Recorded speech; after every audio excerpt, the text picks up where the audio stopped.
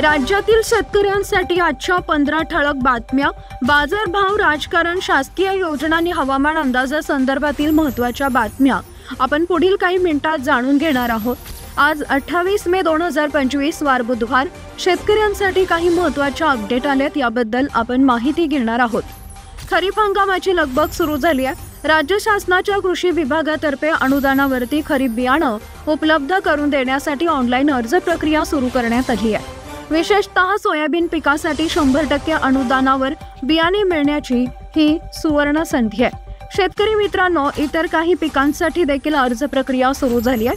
मात्र सोयाबीनसाठी महाडीबीटी फार्मर स्कीमच्या पोर्टलवरून ऑनलाईन अर्ज अधिक प्रमाणात केले जातात. आज आपण याच अर्ज प्रक्रियेविषयी सविस्तर माहिती घेणार आहोत. शेतकऱ्यांनी लक्षात घ्यावे की तूर, मूग, उडीद यांसारख्या खरीप पिकांच्या अनुदानात बियाणांसाठी देखील याच प्रमाणे अर्ज करू शकतो. सर्वात महत्त्वाची बाब म्हणजे सोयाबीन पिकाच्या बियाण्यांवर 100% अनुदान मिळवण्यासाठी शेतकऱ्यांना ऑनलाईन पद्धतीने अर्ज करावे लागणार आहेत. तो अर्ज आपल्या मोबाईलवरून कसा सादर करायचा याची सविस्तर माहिती आपण या व्हिडिओच्या माध्यमातून पाहणार आहोत. याकरता व्हिडिओ शेवटपर्यंत पहा. चला तर सुरुवात करूया आजच्या महत्त्वाच्या बातमीला. सध्या बंगालच्या उपसागरात कमी दाबाचं क्षेत्र तयार झालंय, त्यामुळे तिकडे ढग जमा झाले. हे ढग आणि समुद्रावरून येणारे बाष्पयुक्त वारे आपल्या उत्तर महाराष्ट्राकडे येत आहेत.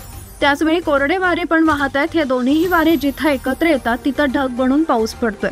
त्यामुळे आज सकाळपासूनच उत्तर महाराष्ट्रात म्हणजेच जळगाव, धुळे, नाशिक, छत्रपती संभाजीनगर आणि नंदुरबारच्या काही भागांमध्ये विजांच्या कडकडाटासह पाऊस सुरू झालाय. हे ढग मध्य प्रदेशातून राज्याच्या उत्तर भागाकडे प्रवाहित होत आहेत.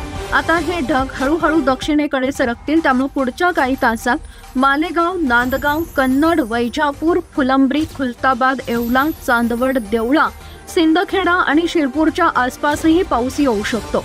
जळगाव जिल्ह्याच्या पश्चिम भागात रावेरचा थोडा भाग सोडला तर चांगला जोरदार पाऊस होऊ शकतो. तिकडे विदर्भात भंडारा, गोंदिया आणि नागपूरच्या काही भागात पण पावसाचे ढग आहेत. सिंधुदुर्ग आणि गोव्याच्या बाजूलाही पावसाळी वातावरण आहे. राज्याच्या बाकी ठिकाणी थोडं ढगाळ वातावरण आहे, पण लगेच पावसाची शक्यता कमी आहे. एकंदर पुढील 24 तासात राज्यातील कोणकोणत्या भागात पावसाचा अंदाज आहे यावर एक नजर घेऊयात.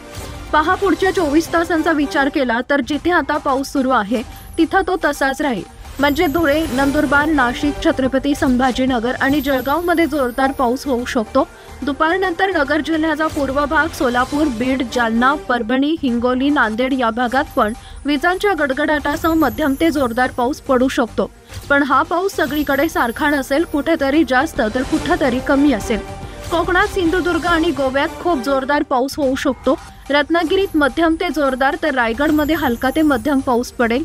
पुणे, सातारा, कोल्हापूरच्या घाटावर पण मध्यम पाऊस येईल. विशेषतः कोल्हापूरच्या घाटात जोर जास्त असू शकतो. विदर्भातील नागपूर, चंद्रपूर, गडचिरोली या भागात तुरळक ठिकाणी गडगडाटासह पाऊस होईल. बुलढाणा, अकोला, वाशिम, अमरावती, यवतमाळ, भंडारा, गोंदिया इथंही एकाच दुसऱ्या ठिकाणी हलका पाऊस किंवा गडगडाट होऊ शकतो. मुंबई, ठाण्याच्या आसपास एखादी हलकी सर येऊ शकते. पालघरकडे आणि नाशिकच्या पश्चिम भागात तसेच पुणे, सातारा, सांगली, कोल्हापूरच्या मधल्या भागात आणि नगरच्या पश्चिम भागात सध्या मोठ्या पावसाचा अंदाज नाही. कुठेतरी हलका पाऊस झाला तरच पाऊस होईल. यानंतर पाहूया सद्यस्थितीतील बाजारभाव. शेतकरी बांधवांनो, सध्या बाजारात कापसाची आवक कमी झाली असली तरी भारतीय कापूस महामंडळाची अर्थात CCIची कापूस विक्री सुरू आहे. दुसरीकडे सुताला उठाव कमी असल्याची माहिती आहे. या कारणांमुळे बाजारात कापसाची आवक कमी असूनही भाव स्थिर आहे. गेल्या काही दिवसांपासून कापसाचा भाव साधारणपणे 7,300 ते 7,700 रुपये प्रति क्विंटलच्या दरम्यान आहे. पुढील काळात बाजारातील कापसाची आवक आणखी कमी होण्याची शक्यता आहे, परंतु CCIची कापूस विक्री सुरूच राहील. आंतरराष्ट्रीय बाजारातही कापसाचे भाव दबावाखाली आहेत. याचा परिणाम देशांतर्गत बाजारावरही दिसून येऊ शकतो. त्यामुळे कापसाचे भाव सध्याच्या पातळीवरच स्थिर राहू शकतात असा अंदाज कापूस बाजारातील तज्ज्ञांनी व्यक्त केलाय. टोमॅटोच्या दरातील तेजी आजही टिकून आहे. सततच्या पावसामुळे तोडणीला आलेल्या टोमॅटोचं मोठं नुकसान झालंय. यामुळे बाजारातील टोमॅटोचा आवक घटलाय. परिणामी टोमॅटोच्या भावात वाढ झाली आहे. चांगल्या प्रतीचा टोमॅटो अनेक बाजारांमध्ये 2500 रुपये प्रति क्विंटल पर्यंत विकला जातोय, तर सरासरी दर 2000 रुपयांच्या पातळीपर्यंत पोहोचलाय. पुढील काळातही टोमॅटोची आवक कमीत राहण्याची शक्यता आहे. त्यामुळे दरात आणखी सुधारणा होऊ शकते असा अंदाज व्यापारी व्यक्त करतात. चालू हंगामात मुगाला अपेक्षेपेक्षा कमी भाव मिळत असून यंदा देशात मुगाचं उत्पादन वाढण्याचा अंदाज आहे. तसेच आयातही मोठ्या प्रमाणात सुरू आहे. त्यामुळे मुगाच्या भावावर दबाव दिसून येतोय. चालू हंगामात मुगाला हमी भाव देखील मिळालेला नाही. केंद्राने यंदा मुगासाठी प्रति क्विंटल सरासरी 8,652 रुपये हमी भाव जाहीर केलाय, परंतु बाजारात सध्या 7,000 ते 7,500 रुपयांच्या दरम्यानच दर मिळतोय. बाजारातील मुगाची आवक पुढील काळात कमी होण्याचा अंदाज असला तरी उन्हाळी मुगाची आवक बाजारात येईल.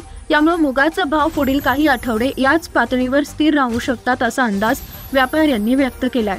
यानंतर पाहूया आजची मोठी आणि सर्वात महत्त्वाची बातमी.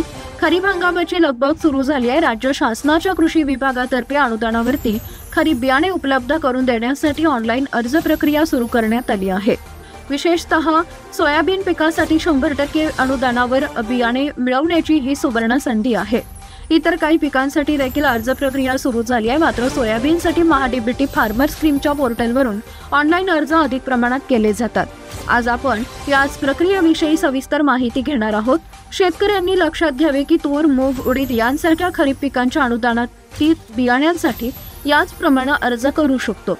सर्वात महत्त्वाची बाब म्हणजे सोयाबीन पिकाच्या बियाण्यांवर 100% अनुदान मिळवण्यासाठी शेतकऱ्यांना ऑनलाईन पद्धतीनेच अर्ज करावा लागणार आहे. ही प्रक्रिया अत्यंत सोपी असून यासाठी महाडीबीटी फार्मर स्कीमच्या अधिकृत पोर्टलचा वापर करायचा आहे. या पोर्टलची लिंक आपल्याला डिस्क्रिप्शनमध्ये उपलब्ध आहे.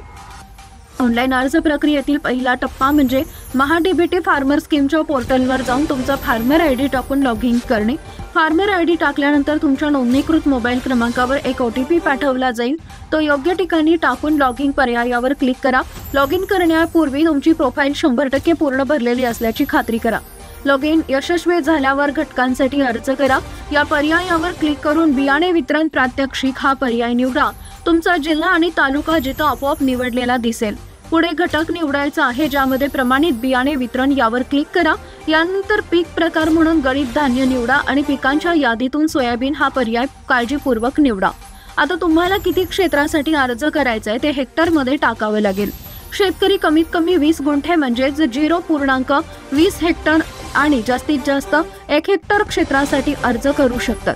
क्षेत्र निवडल्यानंतर बाब जतन करा या पर्यायावर क्लिक करा आणि दुसरी बाब निवडायची आहे का विचारल्यास नो म्हणा.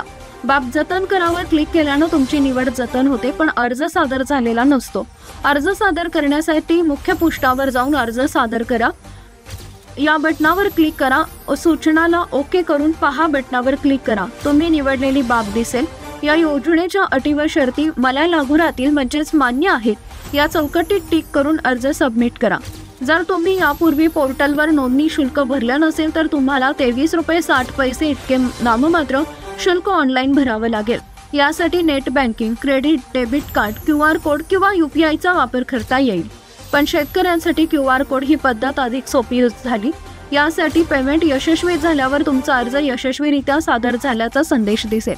अर्ज सादर केल्यानंतर तुम्ही केलेल्या अर्जाची स्थिती घटक तपशील पहा. या सदरात पाहू शकता की ही योजना लॉटरी पद्धतीने राबवली जात नसून प्रथम येणाऱ्यास प्रथम प्राधान्य या तत्वावर आधारित आहे. त्यामुळे अर्ज लवकर करणं फायद्याचे ठरेल. सोयाबीन बियाण्यांसाठी ज्या जिल्ह्यांची निवड करण्यात आली आहे त्या जिल्ह्यातील शेतकरी यासाठी पात्र असतील आणि भौतिक लक्षांकानुसार प्रथम अर्ज करणाऱ्या पात्र शेतकऱ्यांची निवड करून त्यांना अनुदानाचा लाभ दिला जाईल.